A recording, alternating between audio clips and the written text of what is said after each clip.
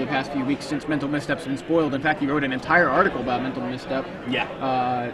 He's a big proponent of it. On the other hand, Ari Lax didn't seem to think that it was going to make the impact that people expected. So, two opposing opinions, both articles available on Star City Games. Take a look back at those over the past few weeks. Did you read Nguyen's last comment, which I think is relevant? He says if he plays lots of one-ofs and lots of tutors and card draw, it's still consistent. I know that. I'm very aware of that. I'm just like trying to troll him back. That's why I just told him to shut up. You can't troll someone who actually lives under a bridge and is actually a troll. So Korey starts off with the Plains.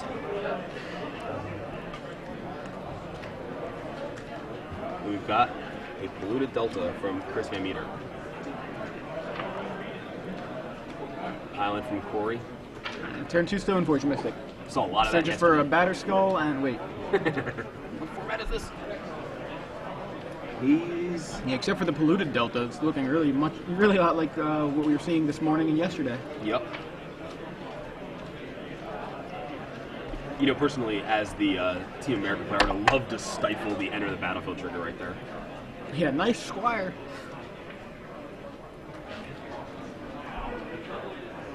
That would have been hilarious. So he searches up a Sword of the Meek there. With the Stone Forge. Chris is going to crack his Blue Delta end of turn. To find what I imagine would be an Underground Sea here. Yep.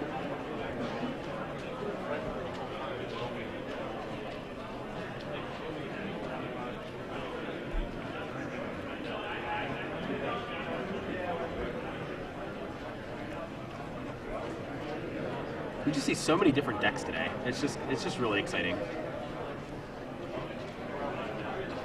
And we're in round 4 and we've seen 8 different decks. Yeah. We almost saw 2 of the same deck in round 3, but they got vetoed. Well, that's what. Well, they kind of vetoed it themselves. Yeah. Okay, there's a Misty Rainforest, and searches for the second Underground Sea, like you do, because if he's, I would hit the Turok here if he has it. I don't know if he does. Dark Confidant works too. Man, with Dark Confidant blind on turn 2, with 2 Tombstalkers in the deck. Let's see if we get to witness that cute little interaction firsthand. 2 Tombstalkers, also, 4 Forces of Will. That's true. Force of Wills. Well, he's got the combo here. Stop the Foundry. Yeah. Probably gonna get forced. Seems like it would be I think it's a mental misstep. reasonable.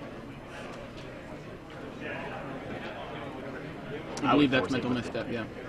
Removing mental misstep. Yep. I was gonna say, I would definitely the only force blue that card I with think the other card in available. his hand. Yeah, I think so. I see a bunch of lands in I his think hand. he's just like full of lands there. Yeah, which is why that Bob's important. Yeah. So,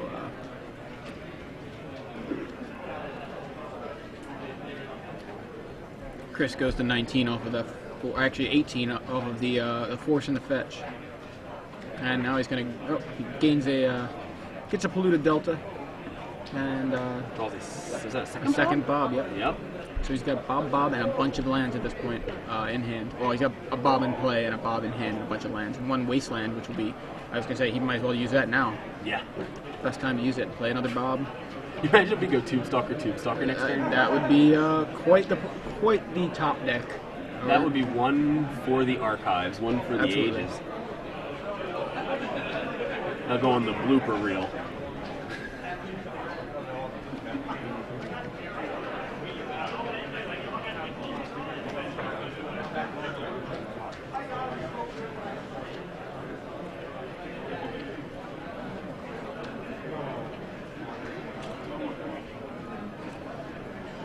True Hollywood Korey McDuffie in the tank at this time.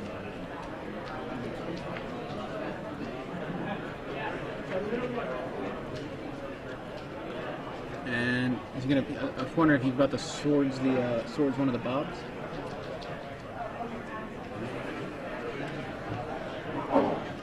I don't want something opponent keep double blind Bob.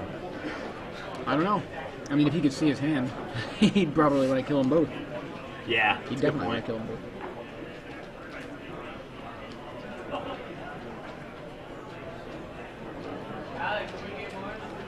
There's a Stoneforge. Interestingly, Korey only plays 2 Force of Will. Yeah, and 2 in the board. Yeah, two mainly. Maybe he doesn't have a lot of things he wants to pitch, or maybe he doesn't have a lot of things to pitch. It Or he looks just that way. doesn't, he only brings them in for must counter, decks where he just Combo. has really must counter spells. Things like that. Search up sort of Fire and Ice there with the other Stoneforge Mystic. Yeah, it looked like he considered a possible Swords to Plowshares and then changed his mind. I don't know if he has it in hand. There's a Divining Top. I knew that the one Stoneforge was all... Okay. That's Chris is getting off easy with these Yeah. double bobs here. There's a Brainstorm and a Wasteland. right. Wasteland's dead right now. Right. Brainstorm's going to help him. Brainstorm's Brainstorm's going to help him. him a lot because it's going to help him not only dig to some action, but at the same time set up Bob for next turn. Yeah, put those, put 2 lands back on top.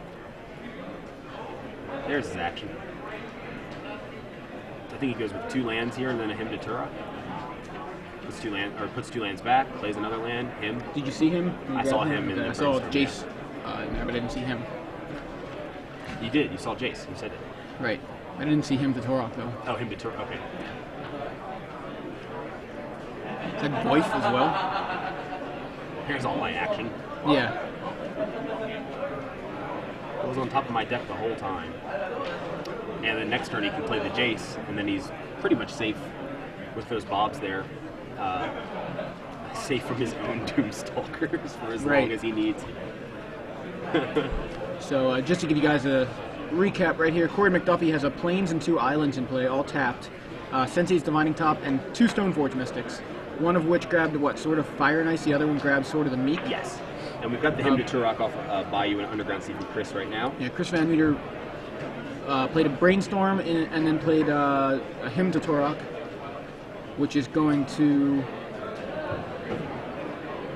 probably resolve momentarily, but Korey is currently using Sensei's Divining Top to protect the card. Actually, no, he used the top to draw a card, and not protect the card. He can't put him back on top. To draw a card just to make the chances of hitting whatever it is he's trying to protect a little bit less. So didn't get to see what he lost. One is a Sword of Fire and Ice. What else? There's the Divining Top. So apparently, Chris- I'm sorry to cut you off. Apparently, the dark or the double Tombstalker off of this on this deck came from an idea that that LSV had posted recently. Okay. I think that's what I was told on Twitter. Or could have very well. Yeah, I mean, that this way. isn't that much of a stretch off of the Team America or bug control lists that have been going around for a while. Just some slight modifications. You got to fit Mental Misstep in there, So yeah, again on Korey's side of the board, just to again start to recap, but get interrupted. Well, okay, Korey's side of the board is Plains, 3 Islands. Just one of those islands is tapped. 2 Stoneforge Mystics and a Sensei's Divining Top. Chris's side of the board is 4 tapped lands, 2 of which are Underground Sea, 1 Tropical Island, 1 Bayou. 2 Dark Confidants and 1 Jace the Mind Sculptor, which just resolved and brainstormed. At least I believe it's resolving right now. No, okay, maybe it's on the stack right now. I know Korey looks like he's resolving a brainstorm. Or a top. I see the brainstorm in his hand. Right. Off the top. So yeah, he's using top. And Vials in Sword of the Meek. So yeah, Jace did resolve and cast a brainstorm, and Korey attempts to Legend Rule away Chris's Jace, and that resolves. So Jace the Mind Sculptor kills Jace the Mind Sculptor. Chris did have a Daze in hand, but he was playing around it, so. Yeah. So now Korey's Wasteland is turned back on if he so chooses to use it against that Tundra. Not that Korey's hurting on mana entirely, but I love how Chris keeps showing the exact same 2 cards off the exact same 2 bobs. yeah. Not giving away any information at all. He does bin the Tundra with the Wasteland and plays 2 Tarmogoyfs. Double Tarmogoyf. I'm seeing double all over the board. Double Bob, double Goyf, double Stoneforge Mystic. Triple Twitter earlier. Yeah, we had triple Twitter a little while ago. I wonder if it's us. There's Swords to Plowshares for one of the Goyfs. Exile. That will gain him a nice little amount of life. Yeah, check it out. We've got instant Planeswalker. land, Planeswalker, sorcery. Any creatures in the bin? Artifact in Korey's side. I don't think there are any creatures, so... Yeah. 5 life? I don't think so Or either. 6 life. No, Attention 5 Magic life. players, we are still taking sign-ups for today's two-headed giant tournament. If you're interested in signing up, It reveals a Stifle in an Underground Sea off of the Dark Confidants. She'll be more than happy to get you taken care of. Entry fee Those is bobs $30 are per team. ridiculous. You will receive 4 packs They of sure are. stars and 4 packs of New Phyrexia, with which to build 2 40-card decks. Again, if you're interested in getting in on this two-headed giant tournament, please come on over to the side of the stage now. Alright, I'm gonna go join the two-headed giant tournament. No, I'm kidding. Just announcing two-headed giant there. Sounds fun. We've got work to do. There's a lot of side events. Yeah, there Talking are. to Jason yesterday about that. He was in the booth here talking about the invitational qualifiers and then all the side events that happen at these events and all the In things fact, going on at the invitational. the draft opens. The second draft open starts right around now, right? 2 o'clock. Right after round 4. Right after round 4, which they start signing up for the second draft open. Yeah. So anybody who's in Orlando watching and wants to come draft, head down here quick. Yeah, and I mean the draft opens are awesome. I mean, 64 players bound out the course of 2 booster drafts. I'm guessing is it Phyrexia Besieged Scars format now, right? In the draft opens, right? Right. $500 for the top prize. Yeah, PDS, right? Or PBS, yeah. You got Darksteel in there? Oh, B. Yeah, I'm just kidding. PBS. So Swords to Plowshares for I believe one of the Bobs that time, but it got forced. Yep. And there's a Tarmogoyf and a Mental Misstep off of the Bobs.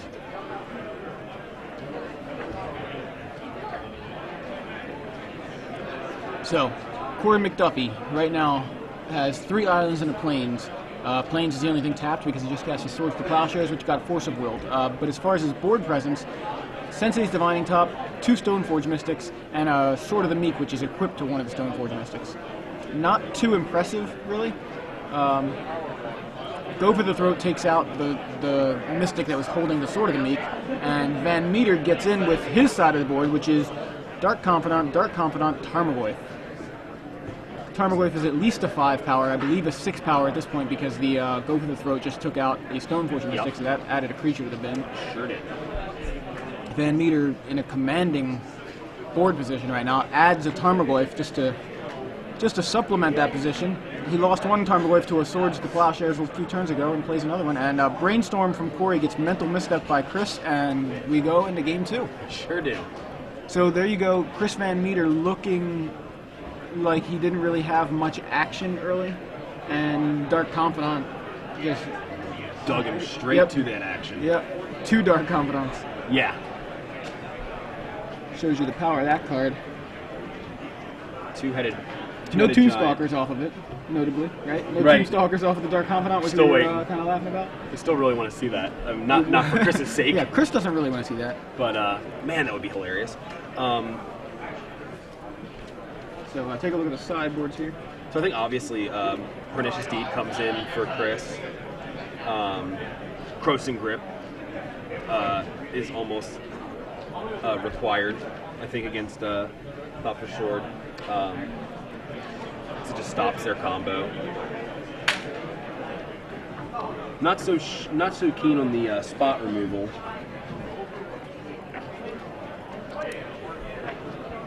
Yeah, I'm not so sure on the spot removal there. Extirpate, definitely great historically against the Thopter Sword combo. So Yeah, that's not the only thing going split on in the second deck, in but general. yeah. But yeah, but I mean, like, there are ways to deal with it. Crossing Grip deals counterbalance with is in there too. Counterbalance top. Yeah, either one of those pieces. Absolutely. With any of the combo pieces in that deck, frankly. So things could change a little bit here, or get better for Chris, depending on what Korey has to answer that. And Korey's got Humility. That'll be big. Yeah, Against his the creatures Tarmogoyfs will and be the very small. Tombstalkers, right. Korey's creatures lose an entire 1 toughness and lose the ability to vial in equipment. That's about all he loses to Humility. So and that's his Stoneforge Mystics. Draft open Become number 1/1s. one, the top 8 players. Please report to the draft However, open if he area. chooses to play Meddling Mage, which I don't think that he will, that's a different story. He's got Seal of Cleansing in there. 2 more Force of Wills. Don't know if he's thinking of bringing those in. I don't know that that's necessary. In fact, he may even side the ones he has out to make some room. Potentially, there's no must counters, I don't think, in Chris's deck, like that he can't just kind of deal with otherwise. I don't think there are really. I mean, it's not like a him is combo always piece. one that it's good to get rid of if you. Right, but I mean, you basically him yourself by forcing anyway. Right. I love that there's a 1 of warmth in Korey's sideboard. Remind us what warmth does. Well, I had to remind myself, which is why I am talking about it. It's a white and 1. It's an enchantment. 6th edition. It was in Tempest. Okay, 6th edition in Tempest. Whenever one of your opponents plays a red spell, you gain 2 life to read the card text. It makes me all warm inside. Yeah. But I'm sure it doesn't make the people playing against it, who it's for, warm inside at all. No. So, yeah, Humility's there. Seal of Cleansing there for really nothing, so that's not really anything. It's Sylvan Well, Library. you know, I mean, there's Pernicious Deed post board, but That's like, not he gonna- didn't see not gonna that, do and I that, doubt yeah. he's going to put it in He's for not a putting Sealing potential Cleansing in. single copy sideboard card. Yeah, not at all. Nah. Not likely. Yeah. Really, to me, doesn't look like he's got much more than, like, Engineered Explosives, potentially, Maybe he even brings in like the relics to to shrink To Goyce shrink and Goyce. defend against Tombstalkers. yeah. Seems like he's got one relic. Being Seems he like- has such a small board plan, a seemingly small board plan against this deck, it doesn't seem like a terrible idea. Just I mean, engineered explosives can actually. That's be what I potentially good, was too. just saying. Engineered Explosives and possibly, Humility and possibly Engineered Explosives were the only 2 cards that I think really would come in. Possibly a relic. That's kind of cool. Possibly Pithing Needle, but like Pithing Needle doesn't really stop very much either. You know, like when you look at it, no, nothing. No reason to bring in Pithing Needle. It's funny because when I'm looking at these boards, I get mixed up with which list I'm comparing it to. So I'm thinking, oh yeah, Pithing Needle, it stops Counterbalance and Top. Oh wait, they're in the list I'm looking at. He doesn't want to stop his own stuff.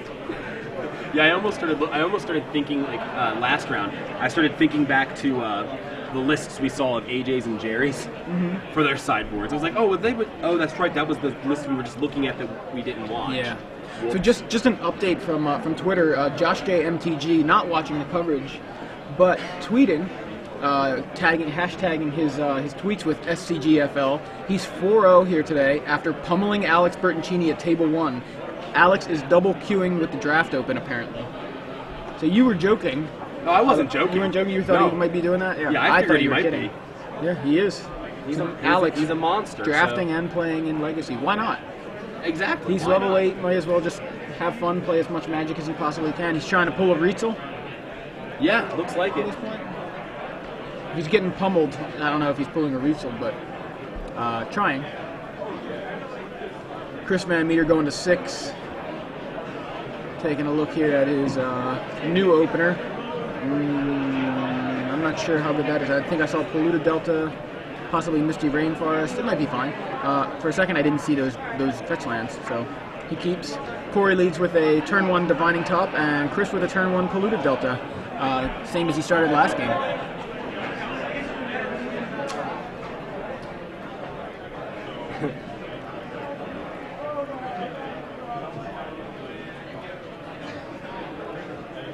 Those basic lands there that Korey has, I think those are like the guru lands or something. Something like that. They're pretty rare. They're like expensive basics.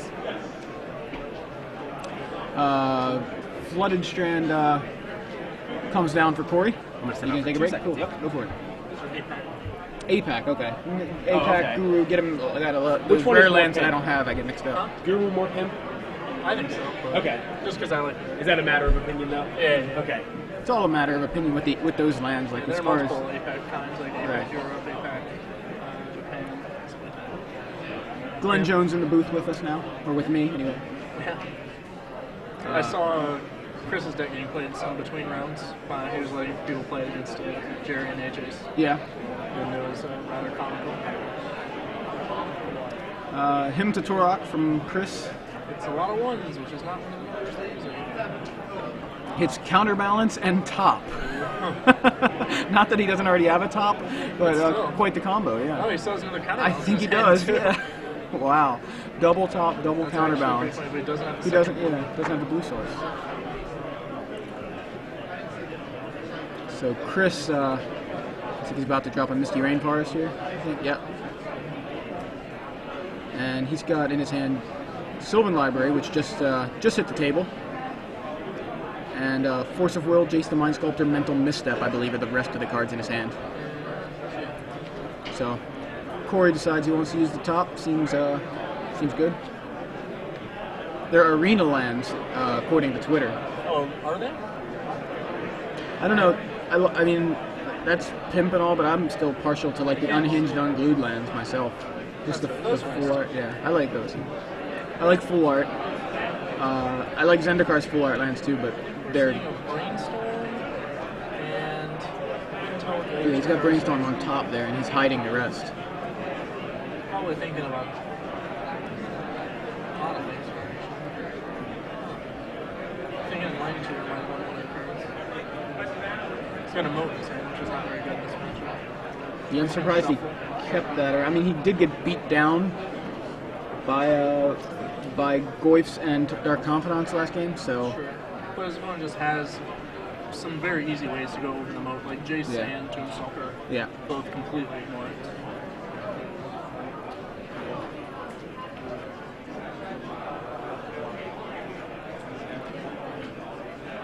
Another Enlightened Tutor in there.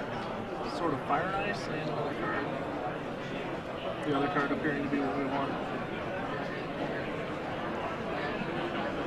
I searched up Tundra. It's a little dangerous. Yeah. Considering this deck is definitely known for its wastelands. Exactly. Well, there's a counterbalance, so we've got counterbalance top on the board if Chris lets this resolve. He does have the option to force it. Yeah. There's a force removing Mental Misstep. I think we're going to see that a lot. Mental Misstep being removed for force. Yep. It's like a perfect card to chill in your hand if you need it early, and if not, it's a great card to remove the force. This game's about to become very tough for Korey. His Sylvan's just going to be huge. Korey's deck doesn't really present a lot of threat. He can pay for life many times without feeling in danger.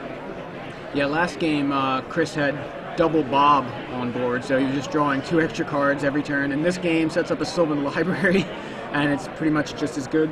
He may actually just go ahead and tap out for Jace this turn. He's probably pretty sure that Korey doesn't have any other kind of counter because he didn't fight over the counterbalance. Right. Looks like I think you're right. And once Jace sticks, Korey has that same problem. He just doesn't have ways to attack it, to get rid of it. Yeah, it's They interesting. exist, it's just difficult to get them online. What do you think about Stoneforge Mystic and like these? It's basically a counterbalance kind of, or Thopter top list, and Stoneforge Mystic. Yeah. I like that it gives you this ability to sort of hybridize threats, and like you can find the combo when you need it, and sort of Fire and Ice and Feast of Famine like can also be very particular threats against a lot of decks. Like against Merfolk, you don't want to search up a Sword of Sword of the Meek is just useless, but like, you get Fire and Ice with a Mystic out is actually a legitimate threat. Right. It's an interesting take on the deck.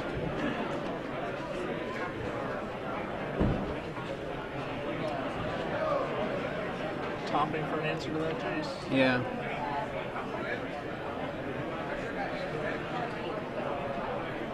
Looks like we're going to airball. Probably means we're going to play Enlightened Tutor to find a Pavilion or something similar.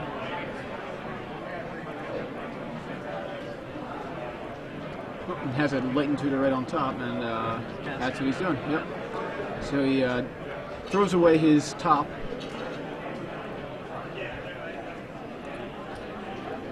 Oh, Thopter Foundry, yeah. Is Threatening in his hand already? It may be. I haven't seen it yet, but maybe he has another Enlightened Tutor. Maybe he's taking a guess here. Looks like another Enlightened Tutor, yeah. That's bold. So Chris now. He's just going to try and stick the combo and ride it. Right. No other recourse, really.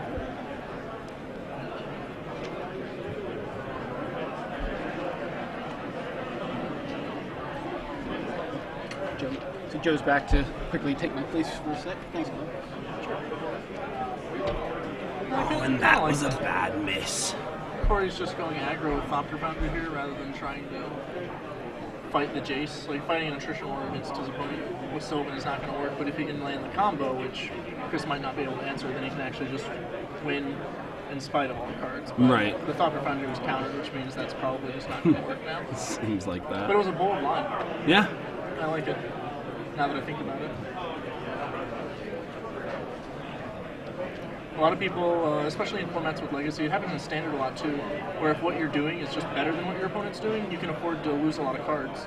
People were talking about that with older Rug decks, which had so many powerful cards that even against an active Jace, Rug could often come back.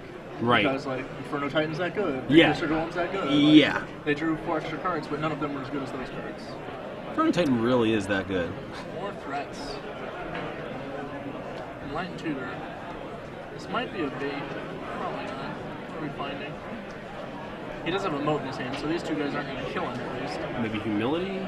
I mean, he's got that too in his sideboard. He may go for Pithing Needle here and hope to draw land, so he can go land, Pithing Needle, moat to just shut off that board, and then he's just got to beat the Sylvan. Yep. Just as I was saying before, like, this is not good, obviously. Like, trying to beat a Sylvan on no cards is pretty rough, but I obviously can't draw land, he's going to hit the Pithing Needle, but right. He can shut off Jace, take some damage, and then vote.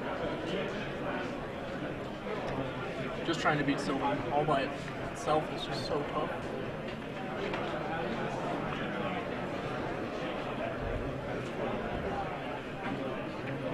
He can moat to preserve the damage now, but that'll give Chris another turn with Jace. Right. Well, he's going to have to, it looks like. I guess one of the reasons is also if that moat doesn't stick right here, he's certainly dead, basically. Yeah. He'll just take too much damage. So he probably just wants to stick it now before a brainstorm digs him out of it. Just sitting right on top of Chris's deck, so. Check on Sylvan.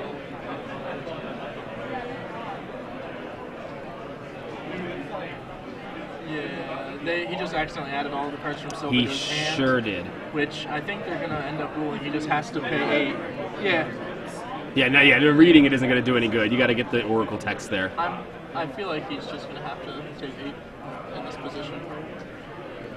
Unless else he just saw. Or 12, actually, because, well, he can't pay. Dark Confidant's not a draw or anything, so that doesn't. Oh, it doesn't draw, that's right. I guess they decided that he could see the cards, which cards are which. That's interesting. Huh. Got away with a little bit there. I would have definitely, if I were Korey, I would have definitely noticed that and pointed it out and made sure that it was... Well, he did point out that he kept him from keeping the cards. Right on. It looked like he shuffled the cards into his hand. That was my primary concern. Once you can't separate the cards out, you kind of just have to make the game state what the game state is. And who's to say which two he just put back? It's a legal game state to have drawn all 3 cards there.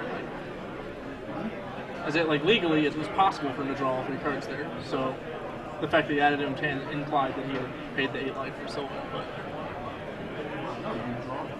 yeah, I know. You draw them, but you have to put 2 of them back. You have to put back 2 of the But you can only cards. you can only put the 2 of the cards that are those drawn. 2. So once they're added to your hand, you have to say that you've drawn them all. Right. And you're not putting any back. That was my concern. I'm a Legacy noob and I even know that. Chris is still just wrecking Korey off here, and now probably just going to die to the Jace. Players, last call for a 2-headed giant seal for got a lot more, registration. sort of. It's kind of awkward. Registration, please come to the front. I imagine we'll find Again, a this is sword to last make call now for and the then wait for a 2-headed pop giant counter. registration. Yeah, that's about all he can do at this point, right? I mean, he's sitting safely right now behind a moat, so... He's dying to the Fate Seal, though, and that'll That's also true. keep him sort of decent family. Peculiar.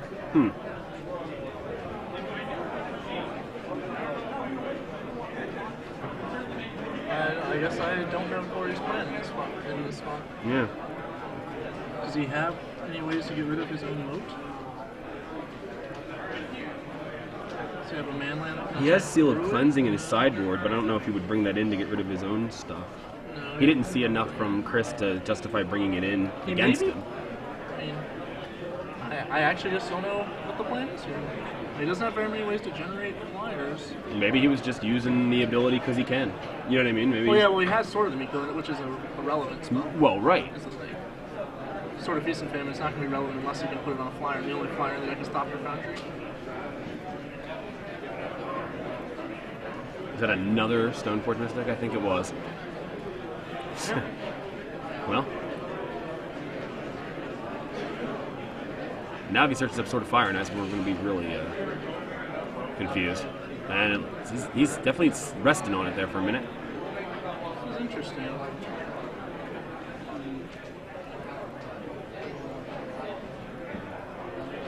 No, I think he went for the Sword of the Meek that time. Okay. Yeah, sure did. Oh, Joey's back. I'm going to go back to Spectre. Thank you again. Thanks for spelling us. Appreciate it, as always.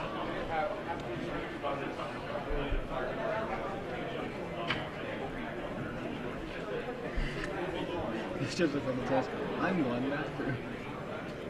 That's what I'm going to change my name to. Yeah. So, right now, things are locked down pretty hard by Chris. And by Korey, but Chris's lockdown can win him the game, whereas Korey's can at least just keep him from losing to damage. Chris has the Jace down. Phyrexian Revoker likely naming Sword of the Meek because it's about his own. It's about Korey's only out here, and of course he draws the Thopter Foundry on top of his deck. Wow. If that is in fact the Thopter Foundry. I think it is. Yes, yep. it is. Oh my goodness. We also could have named Thopter Foundry with the Revoker, but Sword will keep it from actually being too relevant.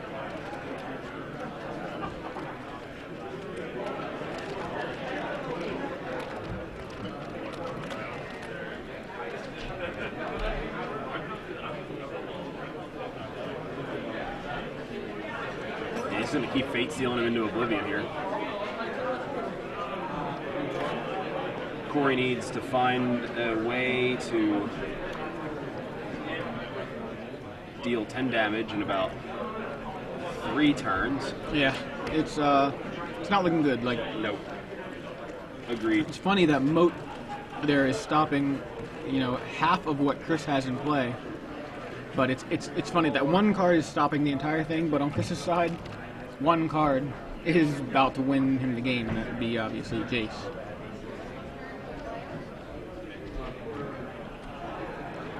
I just think it's funny because it feels like if that Moat weren't there, Korey would just be dead. If that Jace weren't there, well, Chris wouldn't exactly be dead, but he wouldn't be doing very much. Right. He'd be digging for another Jace.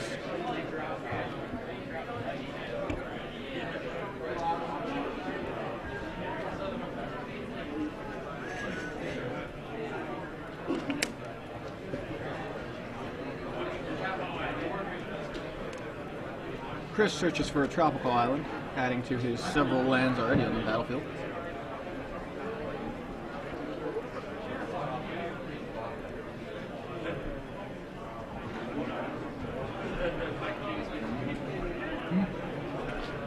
Yeah, I think Korey just scooped because nothing he could do. Right.